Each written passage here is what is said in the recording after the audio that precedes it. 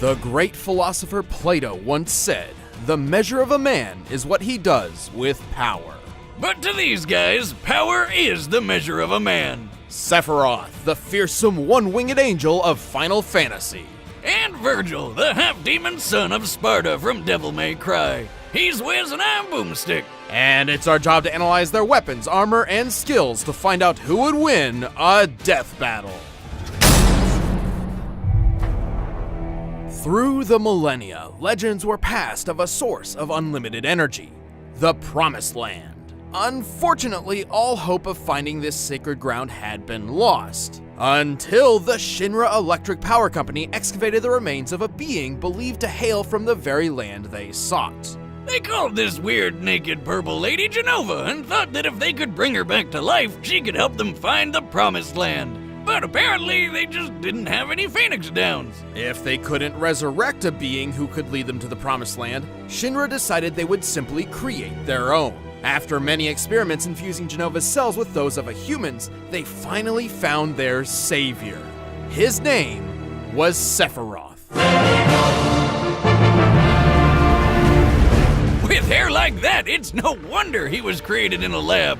Look at how majestic that mane is. According to Final Fantasy lore, Sephiroth has to use an entire bottle of shampoo and conditioner every single time he bathes. Why do you know that? Did you join his fan club or something? For research. But Shinra wasn't interested in Sephiroth for his hair. Instead, he was an essential part of their soldier program. Wait, this electric company has their own private military? I'd hate to miss a payment with those guys, especially if they sent Seph after me. I mean, look at the ridiculously long sword he keeps with him. That's his Masamune. This 7'2" behemoth of a blade is a lot like the Nodachi swords they used back in feudal Japan. But instead of wielding something long with two hands like those, Sephiroth only needs one. Even that speaks nothing of his effectiveness as a warrior. Yeah, you know when people spread legends of someone, they usually make him out to be even better than he really is? It's the total opposite with Sephiroth. With his superhuman speed, strength, and durability, Sephiroth was instrumental in ensuring Shinra's victory in the Wutai War, conquering the last free nation on the planet. He returned home a legend. But all those warm, fuzzy feelings of victory didn't last long. While on a mission to the town of Nibelheim, Sephiroth found a bunch of books on the Jenova project. That's when he discovered he was a secret science project the whole time. The truth crushed Sephiroth and drove him mad. In a rage, he annihilated Nibelheim, but was stopped by a mercenary named Cloud Strife. Sephiroth was impaled by the Buster Sword and fell to his death. Oh, well, that's disappointing. Which is what I would have said if Sephiroth hadn't dropped into a hole in the ground that led him to the giant Windows screensaver called the Life Stream. The Life Stream is a buried river of energy which basically maintains life across the planet. Normally, merging with the Life Stream is the equivalent of entering the afterlife, but not for Sephiroth. And this is where things get weird, so buckle up. Still conscious, Sephiroth's essence floated through the life stream for years until he absorbed enough energy to rebuild his body. With the energy of the life stream, he could control other beings with Jenova's cells, including the corpse of Jenova, who he manipulated like a puppet and disguised as himself. Oh, what the hell? That's his mom? Who would do that to their own mom? I mean, I know she's a genocidal alien monster, but come on! Probably makes a good breakfast. But Sephiroth's descent into the life stream offered him even more. It transformed him from a mere super soldier into the most dangerous being on the planet. He's strong enough to throw a man hundreds of feet skyward, move at supersonic speeds, and withstand brutal stab wounds through vital organs. He's got illusion powers that can trick people by creating an entirely fake scenario. He can lift people with his mind, including himself, and then he can just fly. That's how it works, right? Additionally, Sephiroth can cast magic thanks to his on-hand materia. Materia is crystallized life energy which grants different powers according to the type of materia used. This lets Sephi attack with fire, lightning, ice, and earth-based magic. He can block attacks with barrier and reflect, and heal himself with cure and regen. And ever since jumping into the life stream, he's had unlimited access to his magical powers. With his new godlike abilities, Sephiroth began a plan to stop mankind from drying up the planet's life force. That doesn't sound so scary. Does that mean he's an environmentalist, or...?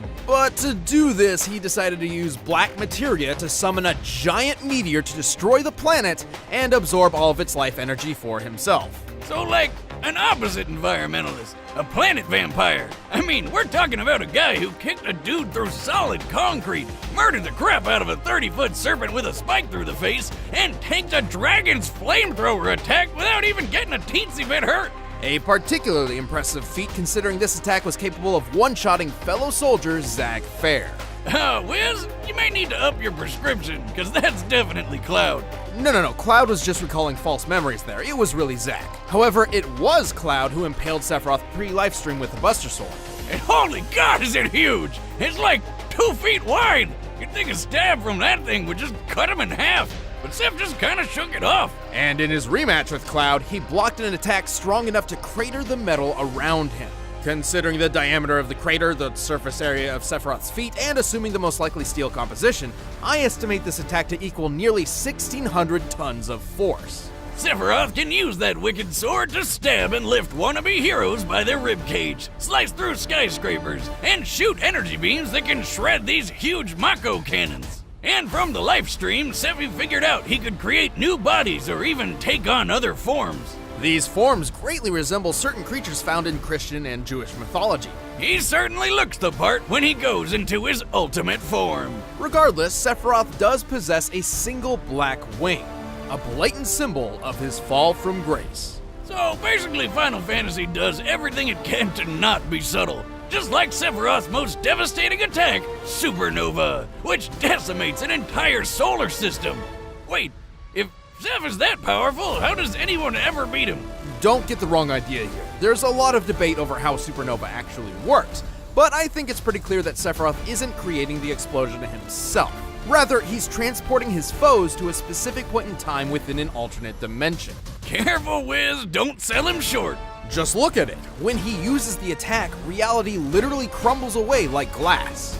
This is identical to the animation for certain summoned creatures. According to the official Crisis Core Complete Guide, summons draw their targets into their own space in order to attack, and this is no different. In the Dissidia fighting games, Sephiroth goes for the civil approach and opens a dimensional hole to the explosion. The attack is even described as sending destruction even into other dimensions. And if he could summon planet-busting meteors at will, why did he go through so much trouble to get the black materia, which literally summons meteors? That would explain why the supernova doesn't hurt him. He's not really there, just using those illusion powers of his. With all these powers, I can't believe Cloud and friends were able to take him down. He's not invincible, but he's damn powerful. Ever persistent, Sephiroth departed with a final, chilling promise. I will never be a memory.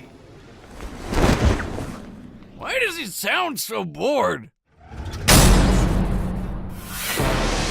2,000 years ago, a great mutiny transpired in the underworld. The demon warrior Sparta rebelled against his evil master, Mundus. To protect the world, Sparta did his best to seal the connection between Hell and Earth. But then Sparta got lonely, or maybe it was just a sausage fest in there. Either way, he snuck out of Hell long enough to knock up this chick named Eva, and she popped out a couple of awesome demon slayers. Nice choice. You may remember the younger of the two, Dante.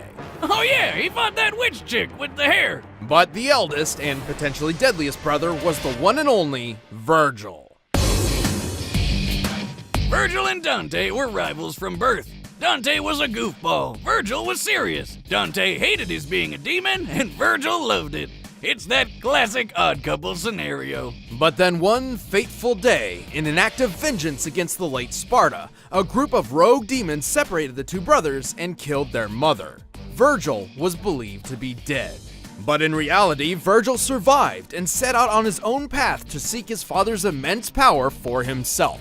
And he's 100% equipped to be a butt-kicking demon slayer just like his pops. As a half-demon, Vergil can jump several times his own height, move at supersonic speeds, and heal himself quickly, kinda like that Wolverine guy. He can tough out getting stabbed through the lungs, intestines, the heart, Buddy parts I'm pretty sure most people need. Not if my experiment has anything to say about it. You say something, Wiz? I said not if Vergil's abilities have anything to say about it. Well, sadly, for any human demon or human demon who gets in his way, Vergil also happens to carry some extra deadly weapons on hand, including a spiffy katana called Tomato. Yamato. It's said that this sword can cut through anything, even dimensions, and probably tomatoes. Actually, Yamato is the exact thing Sparta used to seal hell from Earth in the first place. Vergil's sword-fighting prowess draws from his Dark Slayer fighting style, which emphasizes teleportation, lightning-quick movements, and even quicker slashes straight from the sheath. This technique is directly influenced by Iai Jutsu, the real-life Japanese art of the quick draw. And thanks to Vergil's demonic powers, he can attack so fast the blade seems invisible. Yeah, the only thing better than fighting with one sword is fighting with 8! With Vergil's ghostly summoned swords, he can turn himself into a living Beyblade, fire them like a machine gun, or make it rain! Blades may be Vergil's bread and butter, but if he needs to focus on brute strength, he switches to Beowulf. He can charge up blink-of-an-eye punches and kicks that hit like a cement truck made of lead and KO some of the toughest demons in just a few hits. And hey, looks like he digs Street Fighter. There's one more trick up Vergil's sleeve. Thanks to his demon blood, he can access a form known as Devil Trigger. And this mode amplifies everything. His strength, speed, and healing all get a huge boost, making him several times deadlier than before. Plus, he just looks badass. In his quest to become as powerful as his father, Vergil's abilities skyrocketed. He's taken down dozens of demons in the blink of an eye, and escaped an illusion from the sorcerer Arkham, which makes normal people go crazy. But if anything's gonna show off what a son of Sparta can really do, it's pitting him against his bro. Sure, Vergil can easily avoid Dante's bullets, but why dodge them when you can spin your sword, line them all up, and fire them back? Like a boss. In the same battle, they briefly created a 12-foot diameter open space in a heavy rainstorm with nothing but their sword swings. On average, storms can fill a cubic foot space with as many as 30 raindrops. So, Vergil and Dante must have destroyed 108,000 raindrops in less than a second. If Vergil can swing his sword that fast, I bet he'd make a killing mowing lawns, or chopping meat at the deli, or giving haircuts, or doing that thing where he chops bad guys to pieces so fast they don't even realize they're dead yet. Like when he fought Beowulf. The monster, not the weapon. And then he punched him so hard he flew 55 feet up and hit the ceiling. When comparing Beowulf's size to Vergil, he appears to be as large as an elephant. Given what's available, this seems like our best measure of Vergil's strength, but there is one issue. The Devil May Cry series makes frequent use of slow motion to depict the absurdity of these characters, and this could be a similar case. So let's look at another slow-mo feat, the rainstorm fight. At one point, the rain freezes in place for about 2.5 seconds, as Vergil and Dante keep moving, indicating a 14,500% speed increase in real time. Applying the same degree to the Beowulf punch gives us an acceleration speed of about 4,882 feet per second. With that in mind, we can apply our previous data to deduce the maximum height sand ceiling, and determine Vergil's striking strength to be nearly 720 million newtons of force. That's a lot! It matches Vergil's incredible toughness, too. We already mentioned his super healing factor, but it's even more overpowered than you think. Vergil once got completely cut in half, but healed so fast that it's impossible to even notice. And his regeneration ability can be worn down. Yeah, that's how this weird jester guy beat him. But it takes a lot to pull off, and Vergil can always just use Yamato to hop through dimensions to get away if he wants. Sadly, Vergil never got to rule the demon realm like he wanted. Instead, the Demon King Mundus permanently transformed Vergil into his puppet, irreversibly manipulating his mind in the process. And then Dante kind of, exploded him. But 1 or 2 losses against someone who's basically goddamn Satan hardly makes him a weakling. Hell and Earth trembles before the power of Vergil. It'll be fun to fight with the Prince of Darkness. If my father did it, I should be able to do it too.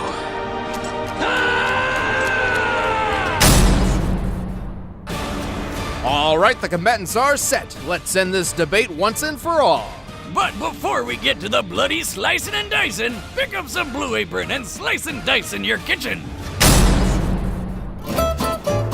Blue Apron's goal is to make incredible home cooking accessible to anyone, And it can, because it's the #1 fresh ingredient and recipe delivery service in the country. With their easy-to-follow instructions, I whip me up a delicious meal in no time. Blue Apron delivers fresh, pre-portioned ingredients and step-by-step recipes right to your door that can be cooked in under 45 minutes. The menu changes every week based on what's in season and is designed by Blue Apron's in-house culinary team. You choose the plan that works best for you, whether you're making a meal for 2 people or your family of 4. There's tons of new recipes to choose from each week. And if you want more than one, go for it. Depending on your plan, you can pick 2 to 4 meals from Blue Apron's delicious recipes every week. Then there's my favorite, the wine plan, where you get 6 bottles of wine from renowned winemakers delivered monthly. Blue Apron is treating Death Battle viewers to their first 3 meals with your first order if you visit blueapron.com/battle. That's a $30 value. I've got dibs on the roasted chicken and maple butter with mashed sweet potato and collard greens. Blue Apron sends only non-GMO ingredients and meat with no added hormones. So check out this week's menu and get your $30 off with free shipping at blueapron.com/battle. Blue Apron, a better way to cook. But right now, it's time for a death battle!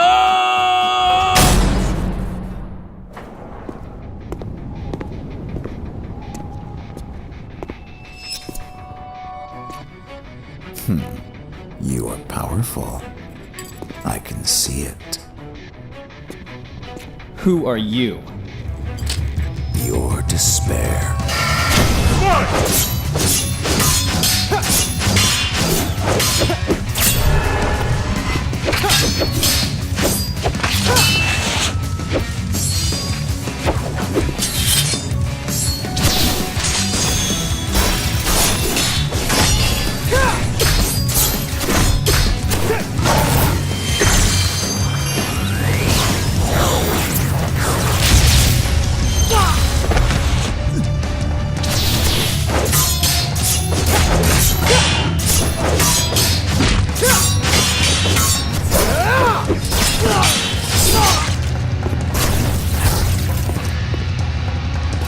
Okay, you're strong. But are you fast enough? Don't move.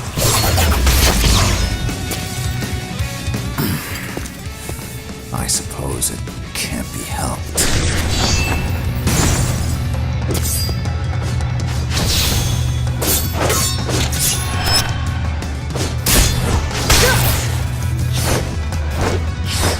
They're fake. Stop wasting my time.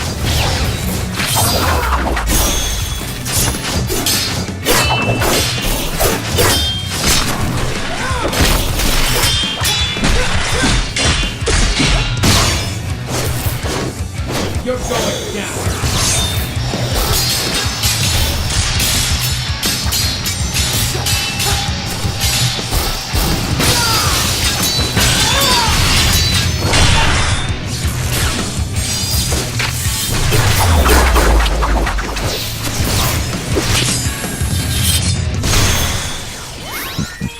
Behold the truth. What is that? Supernova. I saw you could pierce the fabric of our dimension, so I cast an illusion to disguise this. Witness oblivion.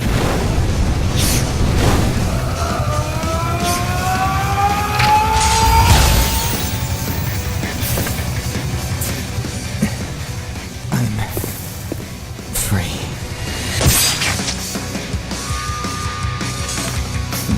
So you are.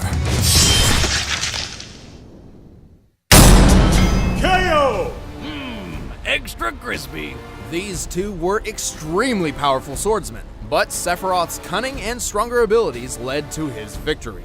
Wait a minute, I thought the lore said Vergil's sword could cut through anything. Why didn't it cut through Sephiroth's sword? Yamato was a unique weapon, but its legend clearly exaggerated. On multiple occasions, it's clashed with Dante's blade and even a common rocket launcher without cutting through either, and sometimes requires an exuberant amount of force to cut through tougher material. But let's discuss the real facts. Like strength. So Vergil with Beowulf could do 720 million newtons, right? But there aren't a lot of good Sephi strength feats to compare. First, let's compare Sephiroth to a fellow first-class member of the soldier fighting force, who had also been experimented on with Genova cells, Zack Fair. Remember him? He's the Knot Cloud guy who fought that dragon.